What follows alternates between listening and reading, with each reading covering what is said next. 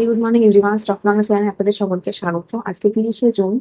Nifty support level বলতে একটা crucial level হচ্ছে 10,600 এখনো পর্যন্ত। এবার 600 নিচে যদি মুভমেন্ট দেয়, 400 200 পর্যন্ত মুভমেন্ট থাকতে পারে। যতক্ষণ না নিচে নামছে, বিয়ারিশ ভিউ না নেওয়াই ভালো এই মার্কেটে, মানে ইন্ডিয়ান মার্কেট।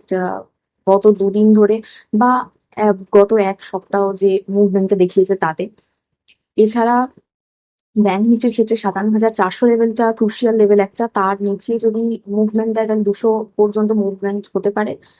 আর উপরের দিকে যদি বুলিশ থাকে 7,600 800 পর্যন্ত মুভমেন্ট থাকতে পারে। এছাড়া সেন্সেক্স এর ক্ষেত্রে 84,050 লেভেলটা মানে রেজিস্ট্যান্স, ইমিডিয়েট রেজিস্ট্যান্স। এবার যতক্ষণ না 83,900 নিচের দিকে নামছে, বিয়ারিশ ভিউ না নেওয়াই ভালো।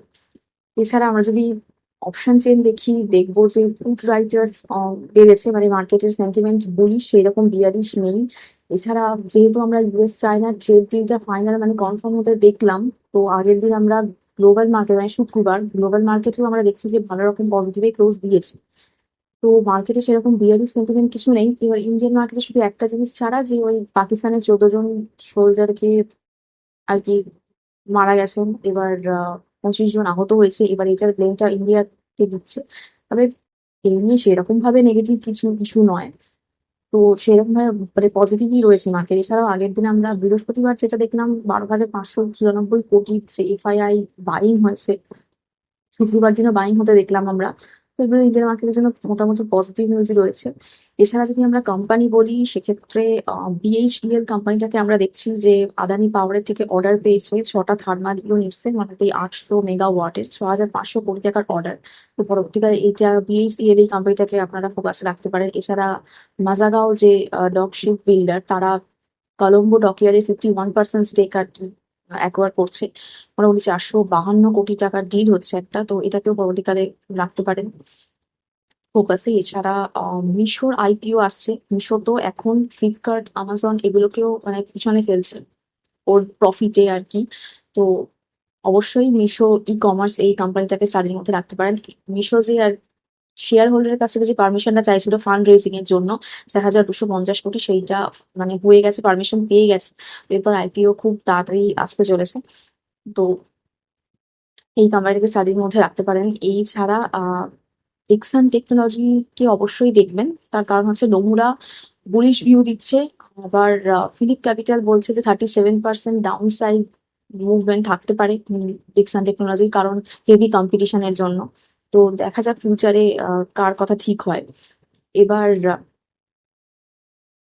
একজন নোবেলের আমরা দেখছি যে 11% সার্চ দিল আগের দিন, ওই জেএসডব্লিউ পেইন্ট যেহেতু একবার করলো। তো পেইন্টের এই ইন্ডাস্ট্রিকেও এবার আপনারা দেখতে পারেন, যেহেতু জেএসডব্লিউ পেইন্ট নিউ আর কি নতুন একবার করলে একজন নোবেলকে কিভাবে কিরকম পারফর্ম করে। বিড়লা অপাস তো রয়েছে, মানে হেভি কম্পিটিশন রয়েছে বিড়লা অপাসের সাথে। তো দেখতে পারেন, স্টাডি করতে পারেন এই পেন সেক্টর কিরকম ভাবে আর কি পরবর্তীকালে ফিউচারে গ্রোথ করে। এছাড়া টাটা স্টিলের ক্ষেত্রে আমরা দেখছি যে 1,000 কোটি টাকার জিএসটি নোটিশ ডিমান্ড হয়েছে। এটাকেও ফোকাসে রাখতে পারেন স্টাডির জন্য।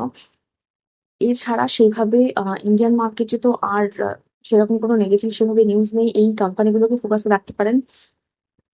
এছাড়া আমরা যে ডলার ইন্ডেক্স দেখছি, সেখানে আমরা দেখছি যে $97 রয়েছে। ভালো যতদিন অ্যাকশন নিচে থাকে, তো ডোনাল্ড ট্রাম্পের নাচানাচি বন্ধ হবে একটু। এবার 9th জুলাই যে উনি ডেডলাইনটা দিয়েছেন ট্যারিফের জন্য, সেটা উনি বলছেন যে 9th জুলাইতেও হতে পারে, কিন্তু কোনো গ্যারেন্টি নেই যে ওই দিনই বলবেন কিনা। তো সেটা নিয়ে অবশ্যই একটা গ্লোবালি আনসার্টেনিটি চলছে, মানে সেটা তো চলছিলই। তো এবার যেহেতু ইউএস চায়না কিছুটা ঠিকঠাক হলো, গোল্ডকে আমরা দেখছি যে উম, মোটামুটি 1 লাখের নিচে 98,000 এইরকম মতো যাচ্ছে, যেহেতু গ্লোবালি ক্যাওসটা শান্ত হচ্ছে। এছাড়া কানাডার দিক থেকে আমরা দেখছি যে ওর সাথে ইউএস এর আর কি মানে কোনো কথাবার্তাই আর বলবে না বলেছে। তো ফার্দার দেখি আমরা এই নিউজটার ব্যাপারে কি কি আপডেট পাই।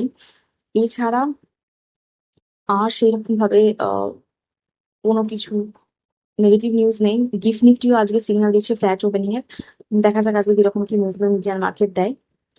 আমার এই ভিডিওর উপর ডিপেন্ড করে কোনো ইনভেস্টমেন্ট করবেন না। আমি কোনো সেবি রেজিস্টার অ্যাডভাইজার বা অ্যানালিস্ট নই, শুধুমাত্র এডুকেশন পারপাসে ভিডিও করা। তো দেখা হচ্ছে নেক্সট ভিডিও।